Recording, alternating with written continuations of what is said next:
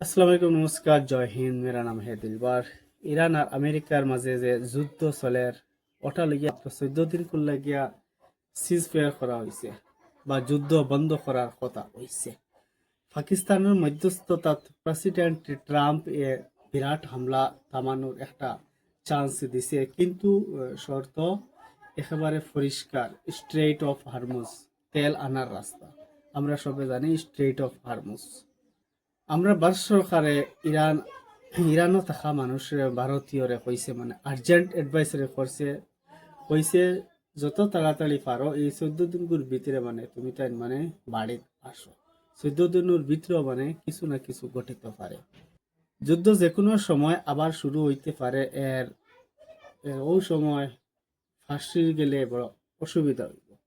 এই যুদ্ধের লাগি বিশ্ব বাজারও তেলের দাম বড় বেশি বাড়িয়া যাওয়ার ডর আছে, যার লইয়া আমরার দেশত জিনিস পেট্রোল দাম বাড়িয়া যাইতে পারে। 14 দিন পরে যদি আমেরিকা দুবারা যদি যুদ্ধ শুরু করে।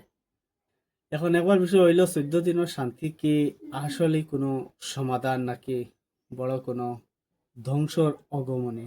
আপনারা কি মনে করেন? কমেন্টে জানাক। কি আমেরিকা এরকম করিয়া আরো এগুলা শেষ করছে যুদ্ধ? এটা তো আপনারা পুরা দুনিয়ার মানুষে জানে। আর এরকম আপডেট পানে के लिए এই দিলবার ব্লগ কো। এখন একেবারে বিষয় এখন একবার বিষয় হইল, এই 14 দিনের শান্তি যে আসলে কোনো সমাধান নাকি বড় কোনো ধ্বংসর আগমন? আপনারা কি মনে হয়? কমেন্টে জানাবো। সাধন তাকইন খবর লগে সাধন তাকইন আপনারা জানাইবা। আর আমেরিকায়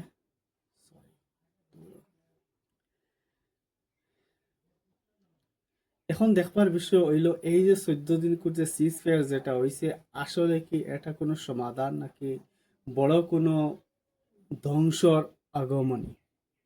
আপনার কি মনে হয়? আমেরিকা এরকম করিয়া করতে পারে কি পারে না? ইয়া ফির আরো ধ্বংস করলেও করতে পারে? কি তার লাগে তার কাছে সব কিছু আছে, কবি भी कुछ भी कर सकता है আমেরিকা। কমেন্টে জরুর জানাইবা।